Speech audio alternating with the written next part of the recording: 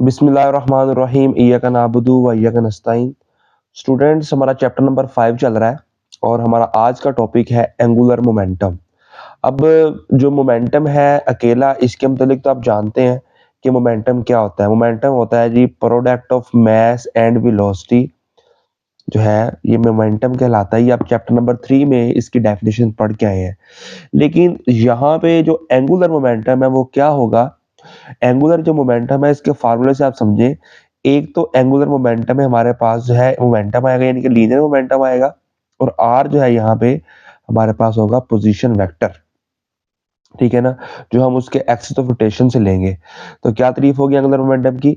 The cross product of position vector r with respect to axis of rotation and linear momentum p of particle is called angular momentum. तो angular momentum जो है, अगर हम यहाँ पे r को अगर रिमूव कर दें तो जो एंगुलर मोमेंटम है वो असल में लीनियर मोमेंटम ही है, लेकिन हमने उस लीनियर मोमेंटम से मल्टीप्लाई करवाना है किसको? पोजीशन वेक्टर को। ठीक है, आगे इसके एक्सप्लेनेशन देखें।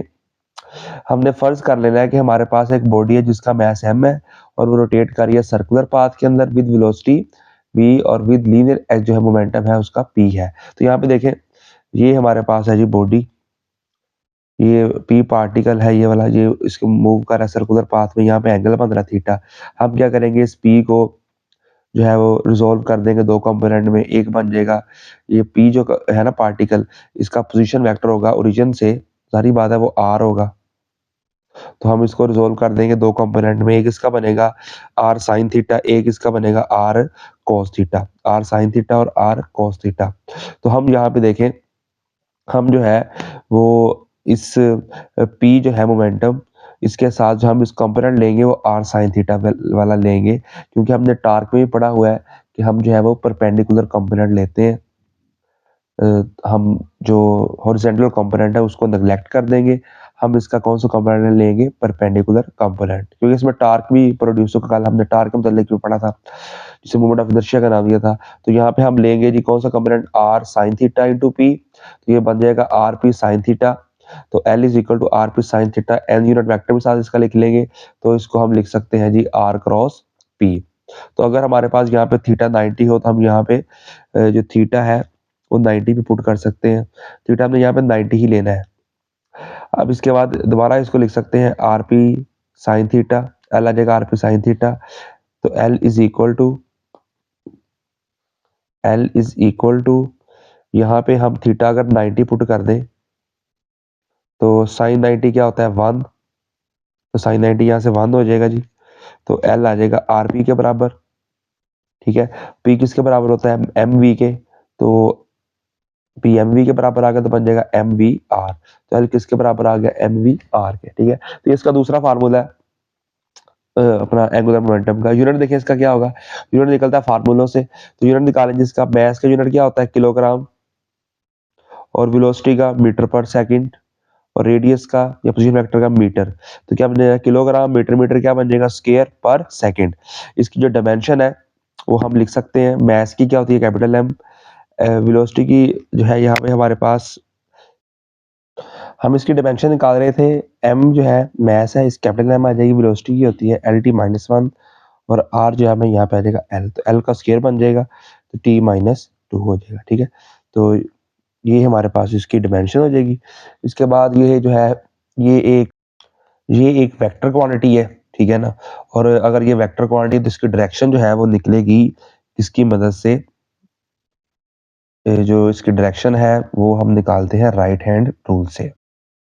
तो हम राइट हैंड रूल हमें पता है क्या होता है कि राइट हैंड रूल जो है, हम बॉडी को अपने हैंड में ग्रैस्प करते हैं, अपनी फिंगर को रोटेट करते हैं, और जो थंब होता है वो उसकी डायरेक्शन बता देता है किसी भी वेक्टर क्वांटिटी की।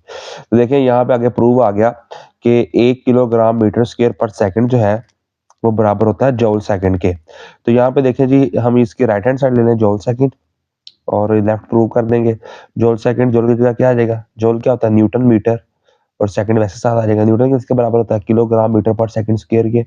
मीटर मीटर क्या बन जाएगा? स्क्वायर, किलोग्राम मीटर स्क्वायर, और एस माइनस 2 है, ये पावर ऊपर प्लस हो जाएगी, -2 बेसिस में पावर ऐड हो जाएगी, -2 + 1 किलोग्राम मीटर स्क्वायर पर सेकंड, जो कि इसके आगे लेफ्ट हैंड साइड की प्रूव हो गया।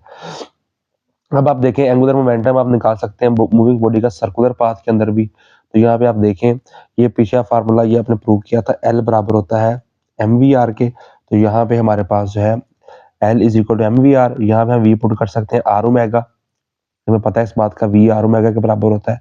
तो आर आर का क्या बन जाएगा square m r square omega, m r square यहाँ पे क्या है इनर्शिया आई, ये हमने लास्ट टाइम पढ़ा था।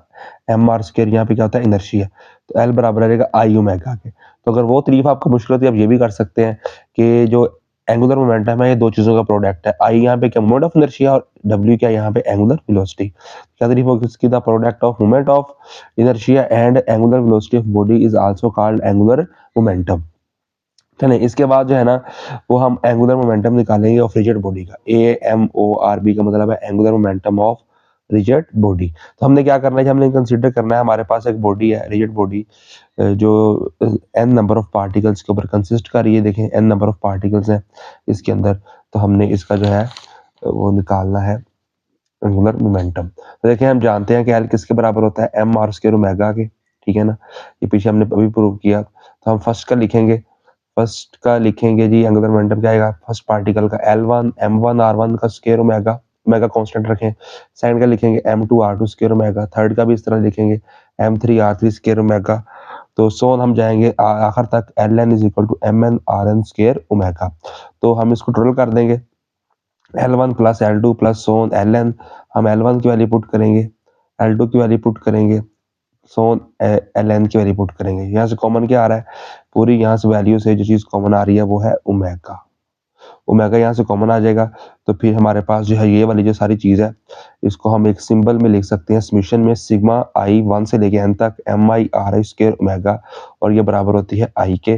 तो यहाँ पे आ जाएगा एल, यहाँ पे आ जाएगा जी L total is equal to I omega, ठीक है।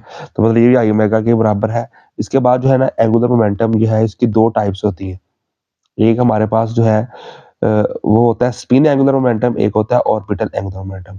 स्पिन एंगुलर मोमेंटम क्या है, the angular momentum of spinning body, दोनों बहुत अहम तरीके हैं, ये शॉर्ट आता है बोर्ड में। The angular momentum of spinning body is called spin angular momentum, और ऑर्बिटिंग में the angular momentum of orbiting body is called orbital angular momentum. ये देखें ये स्पिनिंग बॉडी की एग्जांपल है, ये बॉडी अपने स्पिन कर रही है और ये बॉडी जो है वो ऑर्बिट में रिवॉल्व कर रही है, ठीक है।